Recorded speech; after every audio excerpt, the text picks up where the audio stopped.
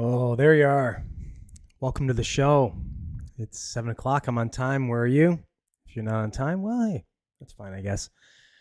Man, wow, we got some stuff to talk about this week. Crazy stuff happened. If you saw, I put a little quick short out while I was sitting by my pool getting a little inebriated on Saturday about the whole Trump thing.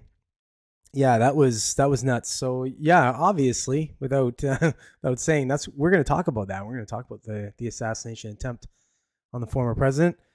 Yeah, you did call it, Joe. Unfortunately, I haven't been calling that because I don't want that to happen, but I have been saying it quietly that I think there would be attempts in that regard on his I don't know what I can say on here without getting too crushed on it, but attempts on his betterment, we'll say. But yeah, that was crazy. So we're gonna talk about that first and foremost. Also, we're gonna talk about the VP choice, JD Vance, just announced today. It's kind of I don't know. I'm on the fence on this one. I'm mixed bag. Think he's okay, but I don't know. I like that he came around. But so we'll talk about that. Anyways, also we're going to talk about the David Goggins, Sean Strickland feud, whatever you want to call it. It's been going on for, I guess, probably a week or so now. I don't even know how long it's been. Yeah, I guess Sean Strickland kind of backed down on that, but we'll talk about it and see where it lands. Also, I don't know if you've heard about this new, this is kind of funny, this new Netflix documentary about the Dutch dude that has fathered like 1,000 kids through sperm banks and such. Yeah, that's funny, but also awful. There are 1,000 people on this planet that have the same dad. It's not around. Bunch of sperm donor kids, so... oh, hello, Chrissy Robertson. Thanks for saying that about my face. My face looks okay sometimes, but I'll take your I'll take your compliment. Joe never tells me my face looks good. Thanks for nothing, Joe. Yeah, no, can't see you, but she can see me. Also, yeah, we're gonna talk about the second largest steel company in Canada. If you're familiar, it's Stelco. They're actually fairly local to me. They've just been sold again. So these guys keep getting sold. So it's a big sale to the U.S. again. I mean, the U.S. owned it anyway, U.S. Steel, and now it's going to be owned by another U.S. Steel conglomerate. So there's that. We'll talk about that. And finally, we're going to talk about Ethereum now being offered in ETFs. Should be happening pretty soon. Which could be a big move for you if you've noticed Ethereum's moved up. We'll talk about all that. We'll talk about the growth on that and some potential, investment opportunities for you if you're looking to get into the crypto market. If you haven't already and you are watching this podcast and you are a fan of the podcast, hit that subscribe. It doesn't cost you anything. Yeah. So it helps a small channel though. Also like, share, all that kind of stuff. The engagement stuff. Commenting's big for the channel as well because the algorithm loves that. They love the engagement. Anything that shows that the channel is being watched and people are enjoying it. So if you do like it, if you don't like it, well then that's fine. Don't do anything.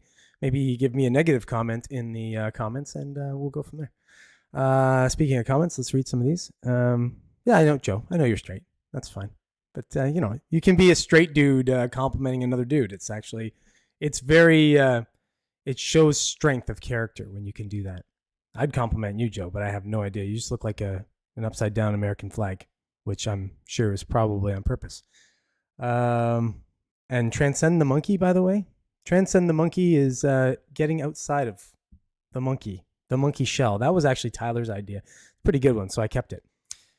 Yeah. Oh, that's nice. See, Chrissy said you had a good face there, Joe. Your face is your moneymaker. Blonde hair, blue eyes, pepper and salt beard. Wow, you sound dreamy, buddy. Just saying. I got the salt and pepper beard, but shitty brown eyes and just dark complexion. So no money making here. Yeah. Okay. So anyways, yeah. Let's let's get into it. We're about 5 minutes now. I feel like I'm going to talk a lot about Trump, so this one's probably going to go a little long.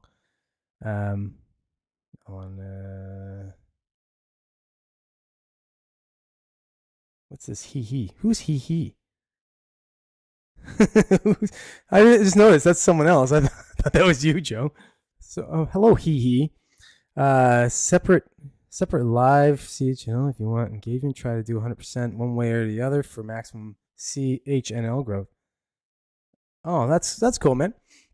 Yeah, well, hey, if you've been subbed, you should just jump into the convo all the time. I'm happy to talk to all the subs. I want to get to a point where I'm going to have a hard time going through the podcast topics just because I'm talking to the subs so much. So, hey, good morning. Good to see you. Let's get into the first thing though, because I think you guys are going to have a lot to say about this, and I'm going to try and engage more while I'm doing this one. Even though you guys know that as I do this, I shoot the video that will go through during the week, but I don't care. It's gonna be a lot to talk about with this. So let's kind of get into this. Let me plop this up first. Whoop. All right. So yeah, I'm sure you've heard by now. If you're if you're breathing and alive in the world, you'll know that they took a shot at Trump. Well, a dude took a shot at Trump, and he missed, luckily. Call it divine intervention, call it whatever you want, but hey, that's good. I mean, I hate to say that, unfortunately, he didn't miss everyone. He did kill a bystander, an audience member, and I think 2 others were injured. So, pretty sad days for that. But the intended target was not mortally wounded, so that's a good thing. I'm going to read this article here. This is a pretty capsulating article, that kind of goes into where we're at now, what we know, all that kind of thing. So some of the conspiracy theories that are going on in the internet right now. So Donald Trump narrowly escaped an attempt on his life at a political rally on Saturday, July 13th, injecting fresh drama into an already tumultuous U.S. presidential election campaign. What was the suspect's motive? How was he able to open fire so close to the rally? And how might the incident affect the outcome of the November 5th election? So here's how the shooting unfolded. The rally in Butler, Pennsylvania was Trump's last before the Republican National Convention, which opened today. Trump was minutes into his speech on stage when gunshots rang out. He raised his hand to touch his right ear and looked at it before quickly crouching to the ground behind the lectern. It's funny because CNN kind of reported that he fell. He fell. No, it was a calculated duck. Okay, when someone's shooting a gun at you, it's kind of one of the first things you do. But I guess they got to kind of go with that since the other guy always falls. Then came another round of shots about 5 seconds after the first. Secret Service agents rushed to the stage to create a human shield while armed troopers took up positions around the stage. Seconds later, snipers on rooftops shot the attacker, later identified as 20-year-old Thomas Matthew Crooks. About 1 minute after the first shots were heard, Trump, with blood on his right cheek, got to his feet. He raised his fist to the crowd, shouting, "Fight, fight, fight." So gangster. Like, Trump is gangster. You got to, how many people are gonna do that? Like, you could see him doing it as he got up, too. He was standing still in sort of danger, too, unless the Secret Service told him that the threat was isolated or whatever. But I don't know how they could know that in that short time period.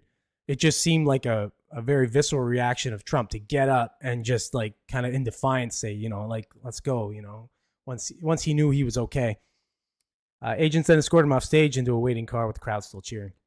The suspected shooter, that's the shooter, Thomas Matthew Crooks, worked as a dietary aide at a nursing home near his hometown in Pennsylvania. He graduated from high school in 2022, and former schoolmates reportedly described him as being quiet and who often came across as lonely. He was just quiet, but he was just bullied. He was bullied so much, Jason Kohler, who also attended school with Crooks, told reporters. Crooks tried out for the school's rifle team, but he was turned away because he was a bad shooter, said a current captain of the team who was a few years behind Crooks at the school. That's good news, I guess, that he was a bad shooter. I mean, he was about 150 yards away when he took the shot at Trump and didn't miss by much, so I don't think he was that bad of a shooter. So, just good thing he was... Look at this guy. So there's his face. This does not look like the guy But isn't that crazy? Looks like such a baby, a goofy looking baby, but he looks like such a baby there. Surprising. This is the guy that almost started a civil war in the U.S. Very, very nuts. So they don't have a motive yet. They just know that he was shot with a AR type rifle that was registered to the father of the suspected shooter. I say suspected shooter, but let's be real, the shooter. And yeah, let's be real. Secret Service kind of just dropped the ball on this. I don't know how you. For one, there's reports. There's a report of a few crowd members or like watchers, like from a bit of a distance, that saw him crawling around up on the roof, and they were trying to alert the police and Secret Service agents and such. And this is like I said, this is like 150 meters for you American folks, about 400 to 500 feet away. So it's not really a huge distance away. It's enough in the perimeter that you'd think that the Secret Service would have that area, locked down pretty good, but they didn't. So, of course, that's opening all kinds of speculation as to, conspiracy theories and all this nonsense that, I don't want to say nonsense necessarily because I don't know yet. It's pretty preliminary, but to say that there was a setup on this, and I mean, for it to have been set up in some way, I don't know. Like it seems, I don't know. That doesn't seem like the guy you'd set up to do it. And he missed. I think if it was set up, it would have been executed better. I don't think it would have been one lone kid up on a roof. So I don't tend to think this was set up. However, some people might say that there was some awareness that something may happen and they let it happen. I don't know. There's all kinds of different speculations on different things. I'm not into that. I'm more into the evidence at hand. So either way, this was pretty sketchy. Let's see what you guys have to say a little bit in the comments here. So, okay. You ordered a shirt of him holding up his fist with the flag in the background. Yeah, that is going to be iconic. So that image of him putting his fist up in the air and the blood spewed across his cheek is really just going to be the absolute iconic image of this decade, realistically. Maybe the next. It's crazy. You thought that mugshot was good. Like, man, Donald Trump is just he's picking up some good photo ops for all this stuff. I'll tell you, some long lasting stuff. Yeah. So you could hear them saying that, but how do you know it's just one shooter, right? Like, and especially in a situation like that where you're being shot at. Like, I've never been shot at. I don't think anybody here has been shot at. Anybody watching this podcast, but I can imagine being shot at. I've shot a gun. I've actually shot an AR-15, and they are an incredible gun. They're just unbelievable gun. But you can pop off a ton of rounds on that thing. So the idea that just one guy was shooting, in that hectic of a situation, for you to just know that and then just react would be, it's not reasonable to think that. So it's quite odd to see that Trump's first actions were to kind of jump back up, put his fists up, in the air like that. Like, it either shows like this crazy fight or flight reaction where it's just like a fight reaction instead of flight, or he's just fearless when it comes to that. It really is. I applaud it. But again, like I said, I've never been in that kind of a stressful situation. What else are you going to say? This is, so you think this was orchestrated completely? Wow. See, I don't think that at all. I don't know how you could orchestrate it. For one, what are you orchestrating? Like, that there's going to be shots fired. It's like if this kid missed completely, and he missed everybody. Let's say it was just like a few shots into the ground or something. Then I could say, okay, I could see that being orchestrated. But, or do you mean orchestrated in the way that you think that somebody took a hit on him or set up a hit on him? Yeah, it was a pretty small venue. It was about 10,000 people. So, or so, I think. So it's kind of small for his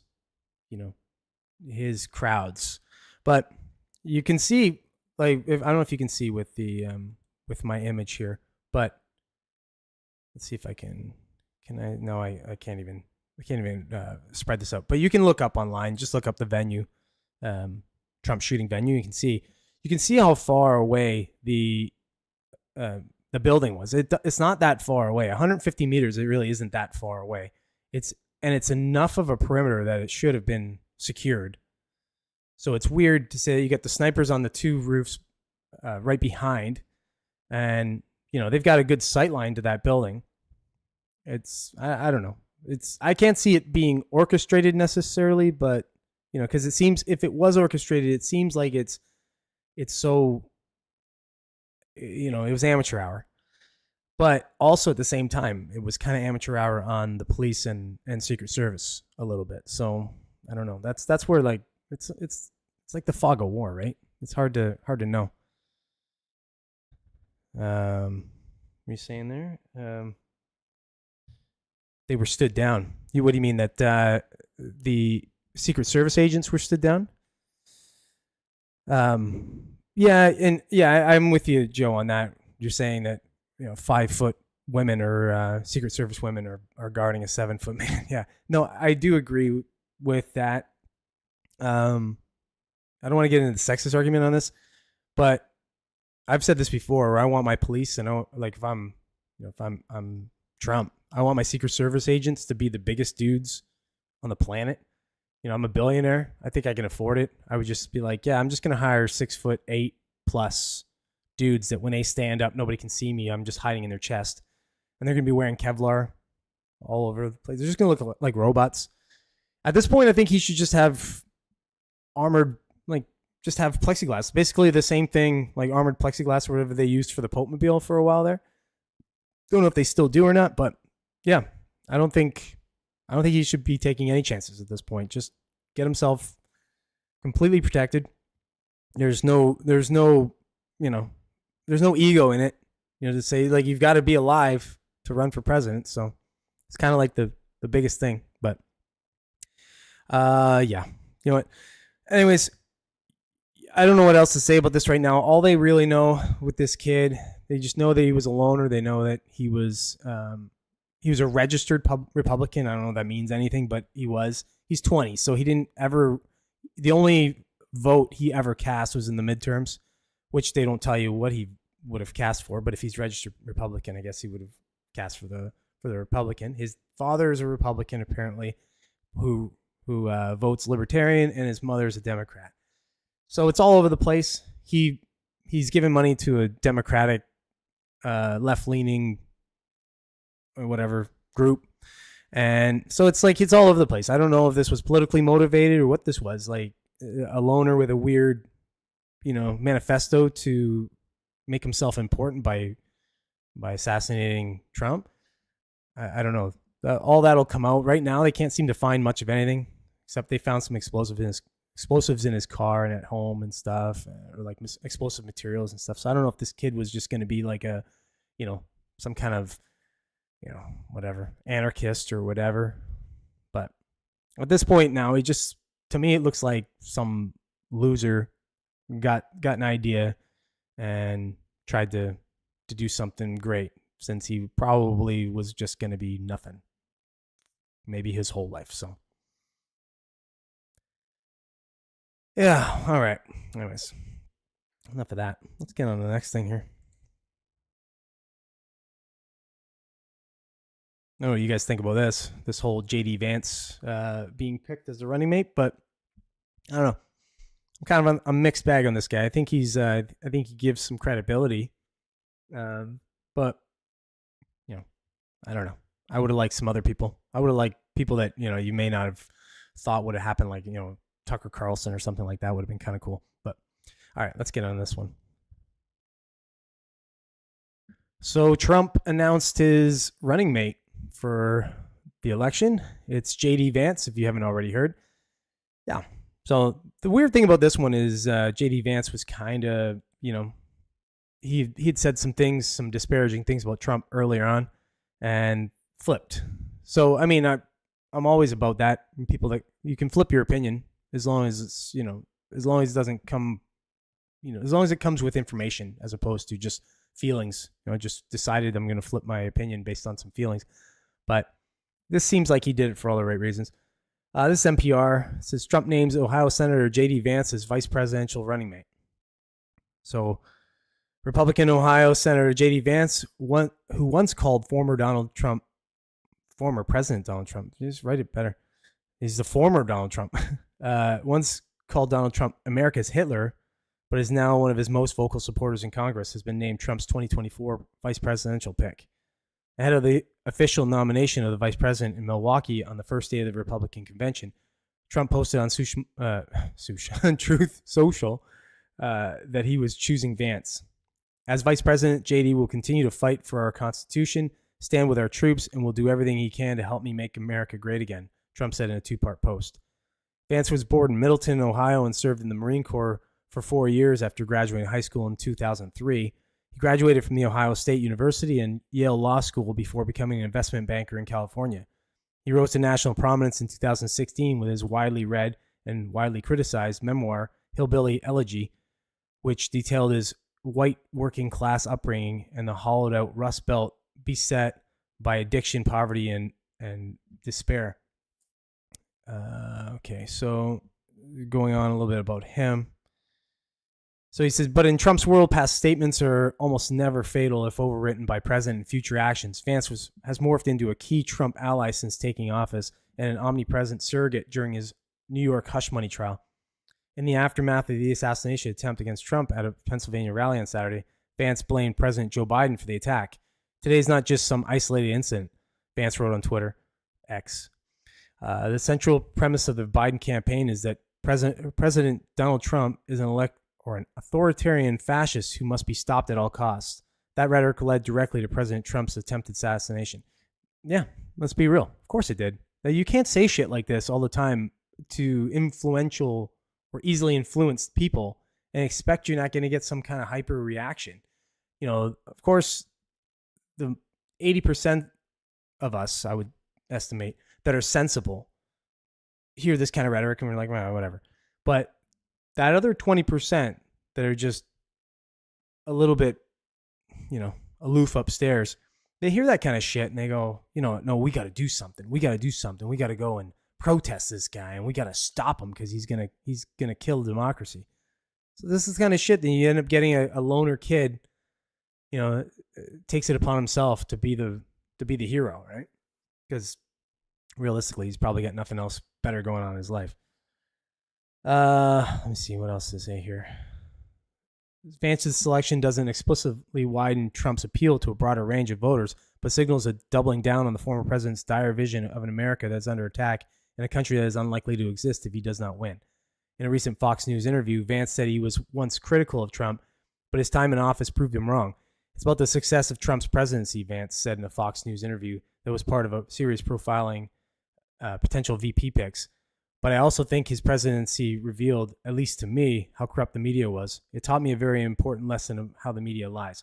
See, and that's I think that's a lot of why people have kind of swung back, or the pendulum swung back towards Trump, because people realize that all the bullshit they're saying about him is just that, and then, you just get people that were kind of on the fence, or people that, and then obviously when they're seeing the current president having cognitive issues like crazy, they're like, well, you know what's if you don't offer a better candidate, we're going to go with the guy that was in power for 4 years and really didn't do anything crazy, like you said he would, right? So you can say all you want at this point and say he's going to do this and that and the other, but there's no proof to say that he's going to do that because he never did it.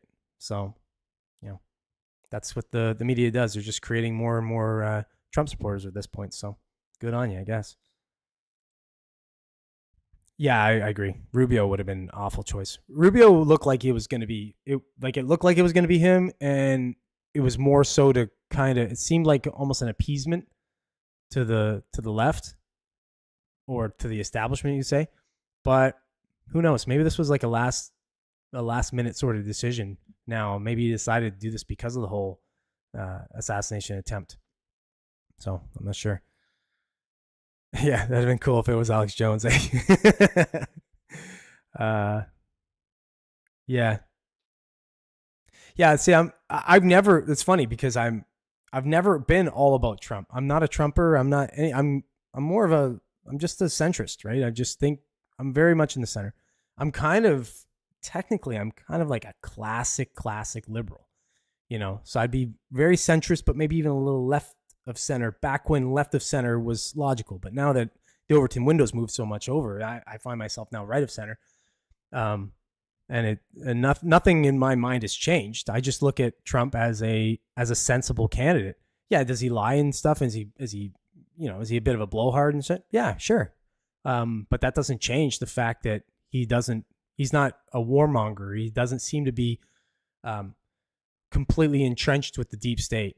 Whereas he plays ball with them, obviously. He's in that group. He's a billionaire, right? So you can't be a billionaire. You can't be in that class of people and then just not kind of play ball with them in some way. I'm sure there are secret conversations that happen all the time between these elitists and these guys that run BlackRock and Vanguard and shit, and where they say in close quarters where there's no cameras or anything, look, you know what, you got to do this, or like shit's gonna happen. So Trump doesn't seem like the kind of guy that can be bullied too much. So you kind of got to play ball with him. You got to be like, and then if you're smart enough and you know how to play ball with a guy like that, to stroke his ego a little bit, which might be what Vance did a little bit. So I don't know. We'll have to see if this guy's legit, if he's if he's in it for the right thing, or if he's just looking at his political career long term.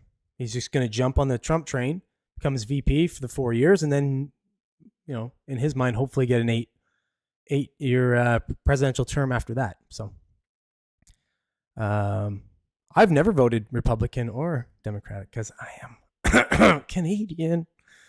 Yeah. So anyways, all right. Well, let's get on to the next thing. I'm going to get off the politics a little bit, get into this funny sort of story. We might have to, we might talk a little bit more. I'm just going to kind of blast through these, just put a little bit of other content out there. I can't stay political or else I'm now a political channel. So just so you know, that's the reason why I do some of these other articles. Some of them I don't care about. This one I kind of did care about. So preface it with that. But some other things I do with the entertainment stuff or, these other little fluff pieces is just to keep the channel kind of broad. Because if I get typecast as political channel, then they'll just completely thwart down any of the views or any of the engagement I get anyway. So, all right, here goes. Okay, so do you know about this feud? If you don't, well, I mean, you may not know about it if you're not a fight fan or if you're not a fan or even know of David Goggins. But Sean Strickland called David Goggins out for basically being a pussy, we'll say. Like he was calling him fake. He was saying he was fake and that he was this, that, and the other. I don't know why exactly it started, maybe just clickbait or whatever. But now he's kind of walked it back. So I'm going to read this article here. This is, what is this? Bloody Elbow.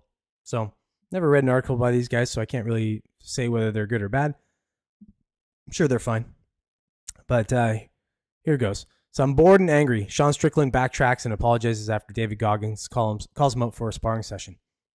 The 49-year-old influencer is famous for his intensive training sessions and running incredible distances and was involved in Tony Ferguson's last UFC fight camp.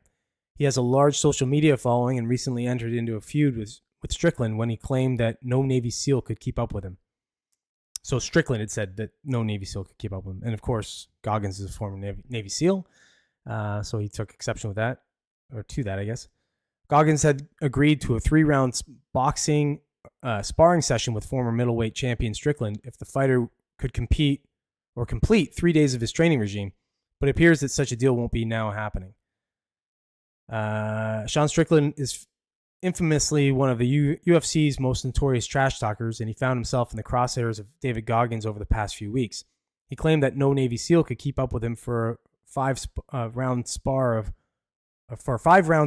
5 minutes per round, which he proved in a recent video by beating one up. Goggins had then offered Strickland 3 days on his intensive Hell Week training program after being mocked by the fighter. In return, he would step into the ring with the top world title contender for 3 rounds, insisting that he had had enough skills in the sport to avoid at least, or very least, a brutal beating. But now it appears that Strickland isn't so keen on the deal, writing in a message on Instagram, "Okay, fine. I'm sorry, Goggins. You're cool. I'm just bored and angry. You can show up, but it's not. If not, it's cool, man. You're a solid runner. You've had some cool quotes. My mental stability is coming back, lol." This caption accompanied a video in which Strickland explained himself, adding, "Hey guys, if I had to be completely honest, I think I'm just bored and angry. I'm the number 1 contender. I got to wait for Izzy and Dricus Duplessis to get my shot. What does one do? I'm bored and angry. I'm training. I'm in shape. And what does one do? I'm just bored and angry." So, like if you know Sean Strickland, he's kind of like, he is a shit talker.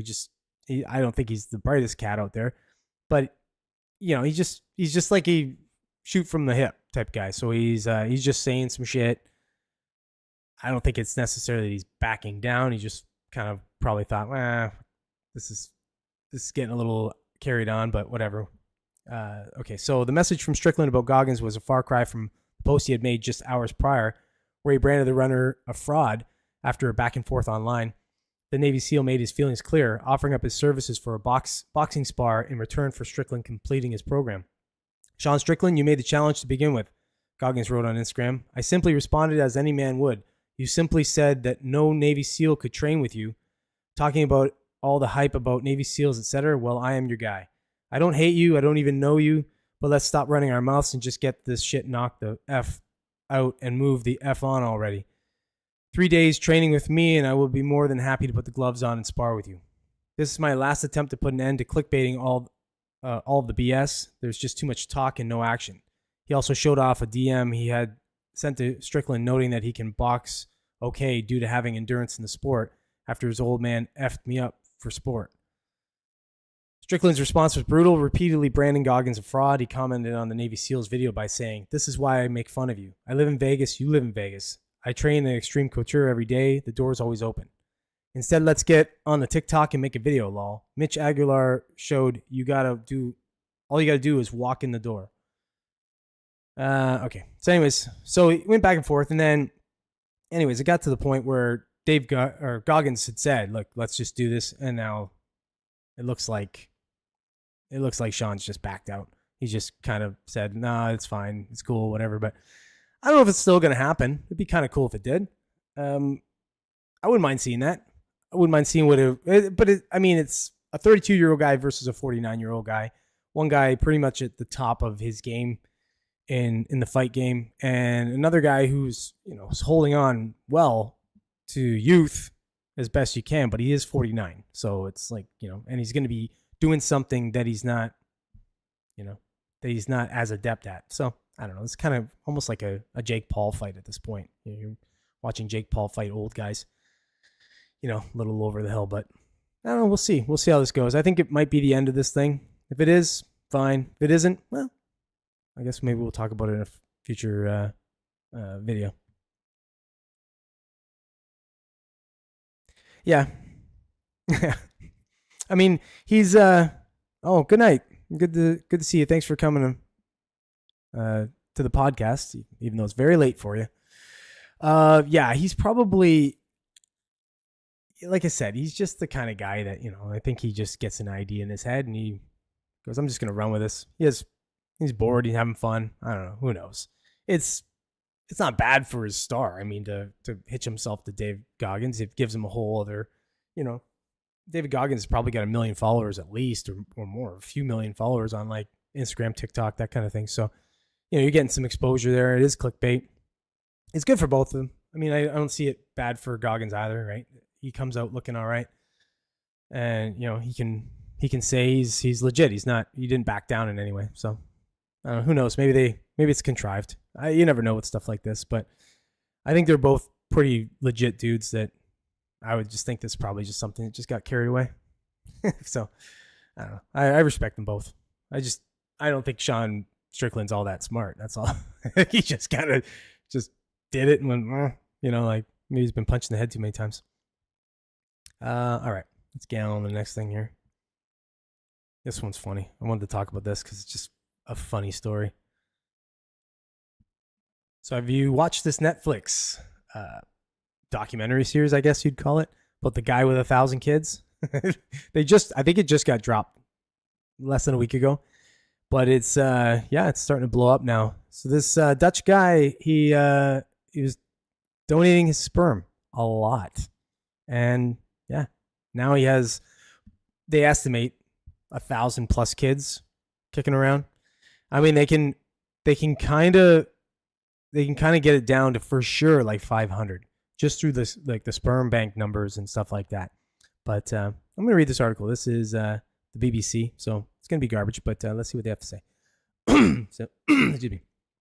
A Dutch sperm donor who fathered hundreds of children has described a new documentary about him as misleading. A Netflix docuseries released on Wednesday focuses on the women who have had children using the sperm of Jonathan Jacob Meyer. One woman has said she felt betrayed and sad and angry after finding out how many other children Meyer had fathered.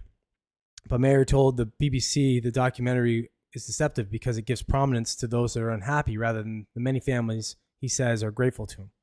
Responding to the interview, its executive producer described the claim that the majority of families are happy as completely untrue. In the interview, Meyer also said he sees absolutely nothing wrong with fathering hundreds of children. Well, you're wrong there, buddy. There's something majorly wrong with that. Especially if you look, you can see that he fathered a ton of them in a relatively small area in the Netherlands. So the chances of one of these kids growing up and either hooking up with a half sibling or having some kind of like weird interaction is higher than zero. Let's put it that way. So that's weird. So it's like, yeah, there's something wrong with it, buddy. So the 43-year-old declined to be interviewed for the Netflix documentary, but he spoke to BBC Radio 4's Women's Hour on Wednesday. They deliberately called the documentary The Man with 1,000 Kids when it should be the sperm donor who helped families conceive with 550 children, he told the program. So already from the start, they're deliberately deceiving and misleading. He continued, I think Netflix did a great job at selecting 5 families who are unhappy out of the 225 families that have helped. And the other families, will definitely tell you something else. Netflix told Women's Hour it would not comment on Meyer's interview, but Natalie Hill, the documentary's executive producer, did speak to the program. I've spent the last 4 years speaking to families who have been impacted by Jonathan's lies. I've personally spoken to 45 or 50 families, she said. 50 families made impact statements to the court about his lies and pleaded with the judge that he stop. So this continued platform for Jonathan to talk about it being a handful of women is completely untrue. It's funny. This guy has a YouTube channel too. Like, I went and looked at it. So when they're showing it in the documentary, they're showing like you can see the views of different videos, and it's like 100, 200 views max. So he's doing like a blog, like a travel blog, essentially. I guess he's a musician too. Doubt a very good one. But I went to his channel and looked, and he's blowing up now all of a sudden. Like when I looked the other day, there was 20,000 subs. Right now, if I were to check, I'll check after. But I'll bet you it's more than that. Because even Google said 18,000 subs in the Google search. And then when I went to his page, it had 20,000 subs. So he's just blowing up. People are just subbing to his channel and they're watching his videos. He's got hundreds of thousands of views on videos. So this guy can't be unhappy about this documentary, because there's going to be a certain amount of people that are going to hate on him for doing this. Then there's going to be other people that are going to be all like, rock out with your cock out, buddy. So I think this is good for him. I think it's hilarious. I think it's not good for humanity, because if you see this guy, let me see, where is this? Well, there's his face. There's part of his face anyway. He's a bit of a weird looking dude. I don't know. He looked like a cute kid, and that's why I think people were picking. They were picking him for sperm donor. But there's gonna be a lot of kids running around, or a lot of people running around looking like this guy. So I don't know if that's good for humanity or not. Like I said, 1,000 or more people with the same father running around and maybe copulating. That could be a problem for our future genetics. Might be a little bit of idiosyncrasy going on here, or idiocracy. Sorry, I'm stupid. Yeah, hang out with your wang out. Yeah, can you imagine? Seriously, can you imagine that? Imagine you ran in. Okay, so like I said, a lot of it was in the Netherlands. You meet a chick, get on with her really well, and you're like, oh, I just feel this real connection. You know, get together and you're like together, and then let's do a 23andMe. Let's see if that's all about. Oh, what? What the hell is this? You got the same family tree on one half of it. Yeah, that would be odd. Well, I don't know. What do you do? You're in love with this person. You're like, oh shit, this is my sister or my brother. Blech. Disgusting. But anyways, yeah. Good on this guy though. Some of it is funny because you watch the documentary. Some of the women are like, oh, because he was coming to give him a sperm sample. And sometimes they'd be like, oh, let's just do it the old fashioned way. So he'd fuck them and give him his sperm that way. So good for him. He's getting his poon. He's getting his poon all over the planet and spreading his seed everywhere. What made it weird was they're claiming that there was another guy. I know. I made it weird on purpose, buddy. There was another guy apparently that he was competing with, and they were. You want to talk about fucking weird? They were taking their sperm and mixing their sperm, and then giving it to girls and seeing kind of like a roulette, like a Russian roulette of sperm to see whose sperm made it. So there's women out there that think they got his sperm, but they got this other dude's sperm. Yeah, it's pretty weird games. If that's true, I don't know. That's the documentary claimed that. I don't know if that's true or not, but either way, that's pretty fucked up. All right. Anyways, you should watch it. It's kind of funny. Let me get on the next thing here. This one, I'm just going to blast through this because this is more of a local story. All right. So Stelco, if you don't know who they are, they're the second biggest steel company in Canada. Very local to me. Just got sold again. So another U.S. company decided to buy them up. I think at this point now, I think it's kind of, it's just a pump and dump scheme for these big companies. So here's the story. This is CBC News. This is one of our Canadian media outlets, equivalent to like CNN and those other garbage ones that you guys have in the States. Here we go. So Hamilton steelmaker Stelco sold to Cleveland Cliffs for $3.4 billion. Stelco said it has agreed to sell all issued and outstanding common shares for $70 per share to the Ohio-based steel producer. Stelco chief executive Alan Kastenbaum said he is confident Cleveland Hills will remain a reliable supplier to its customers while maintaining Stelco's stature and reputation in Canada and maintaining our Canadian national interests. Currently, Stelco maintains two major steelmaking facilities in Ontario, one each in Hamilton and Nanticoke. The Nanticoke facility is really good, so the Hamilton one is struggling all the time. The Nanticoke one's pretty solid. CBC Hamilton reached out to Stelco for an interview. However, the company said no one was available for comment. Stelco said in a news release that as part of the agreement, it will keep its headquarters in Hamilton and build on its existing 1,000 employee footprint in Canada. It will also retain Canadian representation on its management team. The news release also said Cleveland Cliffs will continue Stelco's current community commitments, including collaboration with McMaster University and the CanMet Materials Research Center, and maintain the existing research chairs with McMaster. The company also will retain its partnership with the Hamilton Tiger Cats and Forge FC. The Hamilton Tiger Cats, if you're unaware, is a CFL football team, so Canadian Football League.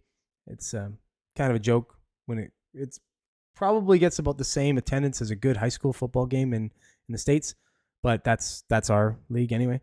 And Forge FC is just our local soccer team. So it's 40% equity interest in the master lease of Tim Hortons Field, which is the field that the Tiger Cats play on. Just to give you some context on some of that story there. So Kastenbaum acquired Stelco in 2016 after the company went into creditor protection in 2004 and was sold as a subsidiary to U.S. Steel Co. in 2007. It then returned to creditor protection in 2014 before signing an agreement to be acquired by Kastenbaum's Bedrock Industries in late 2016. This is where I talk about it being kind of like a pump and dump almost sort of thing. They go into creditor protection in 2004, then they get sold to U.S. Steel in 2007, then they go into creditor protection again.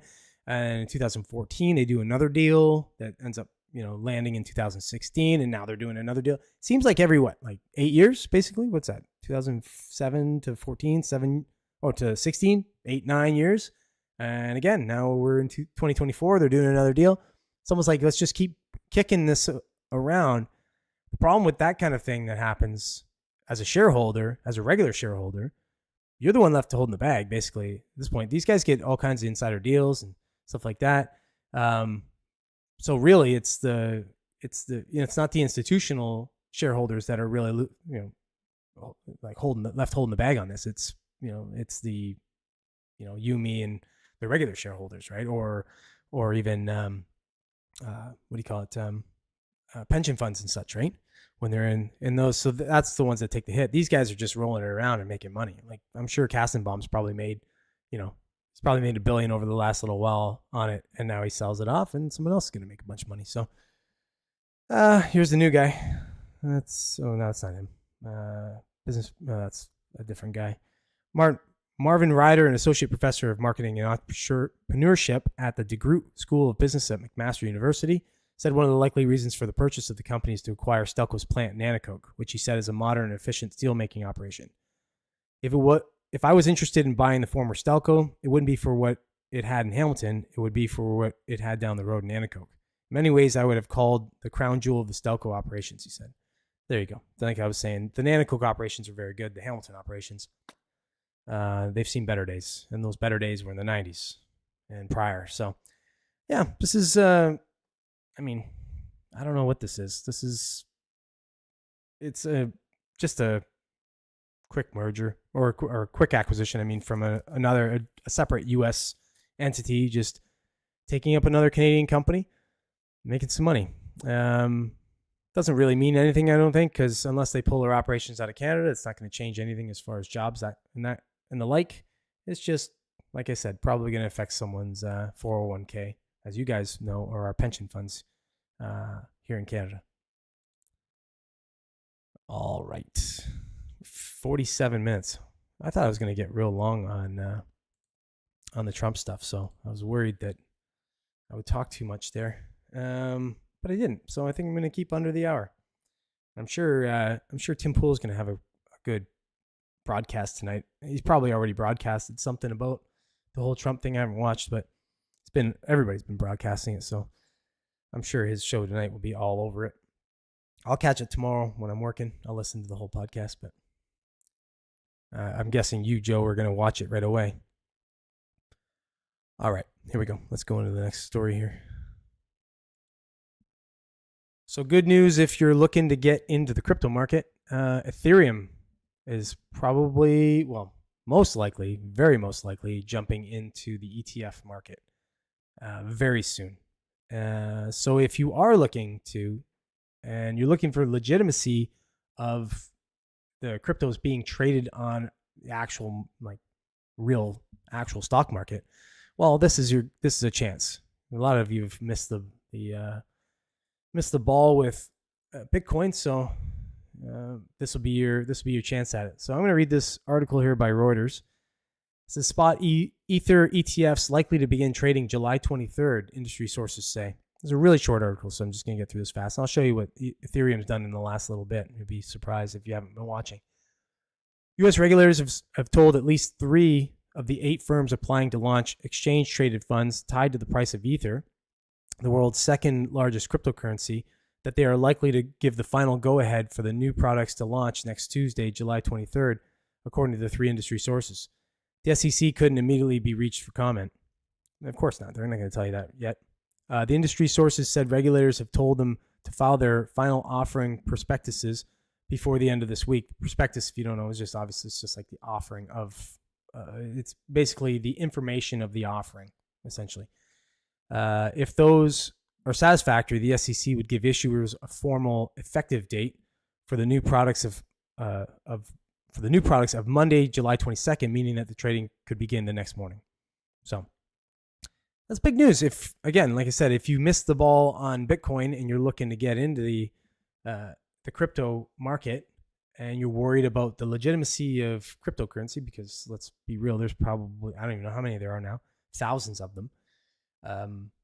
This is a good way to get into the market legitimately. So this is Ethereum. I've pulled up the Google stock ticker on Ethereum over the last little while. This is year to date. So year to date, it's up 46% US dollars. If you're talking Canadian, it's about 50%. So over $1,000 just year to date. You can see this started at whatever 23.52 January 1st.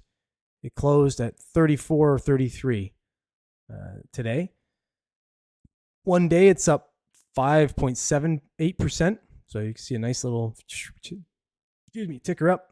5 days it's down a little, it's up 11%. 5 days, 1 month it's down a little, but it's on the upswing, right? So if you can see this, it tanked and now it's right back up in the upswing. And if this whole ETF news is, tells you anything, it's gonna keep moving up. So I don't know where this could land exactly, but I could see this going up another 50%. By end of year, or even by October or something. Don't quote me on that. I'm not a professional stock analysis or a crypto analysis guy on here, but based on some of speculation on different things like that, and the curve on this chart, you can see that it's probably going to land up somewhere over here, which would be around that maybe like 5,000, 5,500 mark. So it might be a good time to get an Ether. Again, I'm not giving you advice, stock advice, because I'm not qualified to do that. But hey, if you're going to take a look at anything, I think Ether might be the thing to take a look at. So let me know what you think in the comments.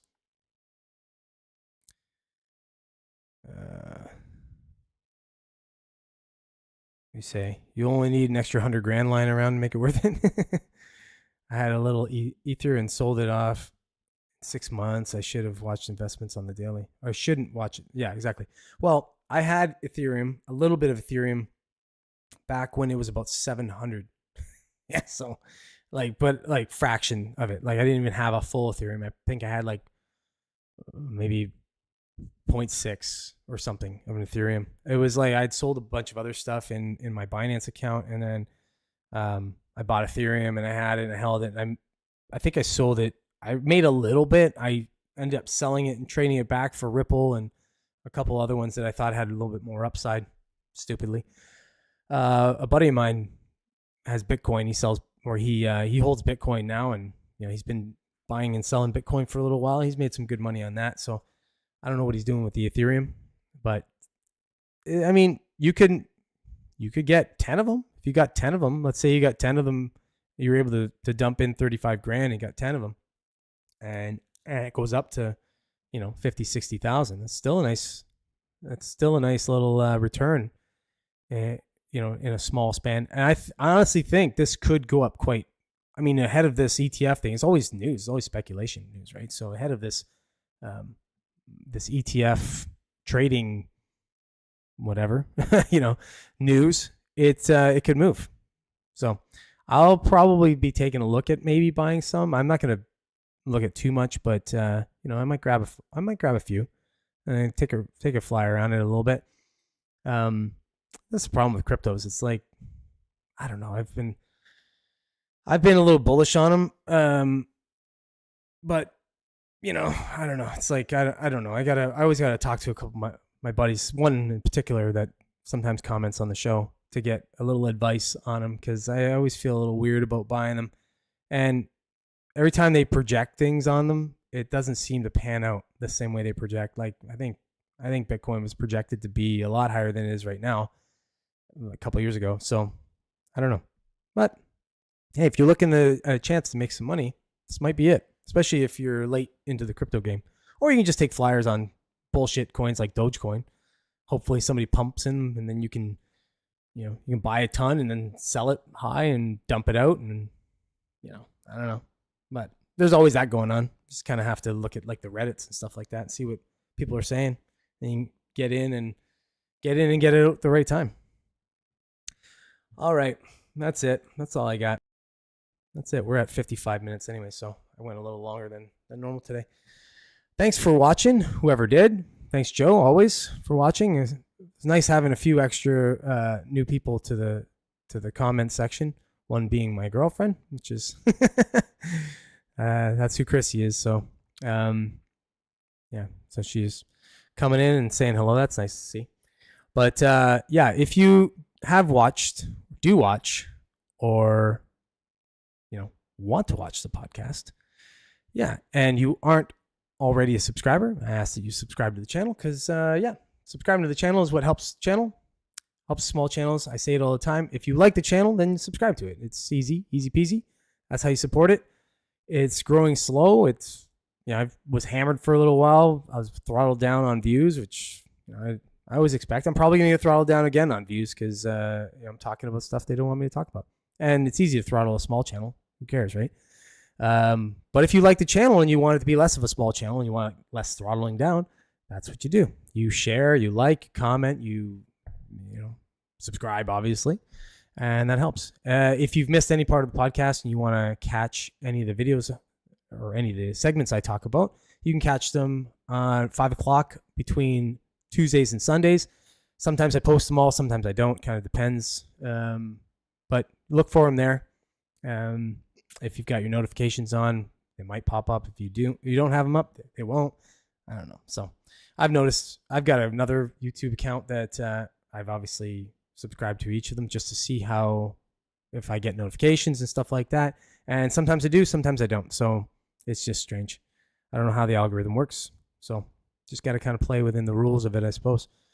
But again, thanks, Joe, for watching. Thanks, everybody else. Anybody else that was in and out. We'll see you next week, unless I decide I'm not going to see you next week. But otherwise, I'll see you 7 o'clock on Monday. And peace out.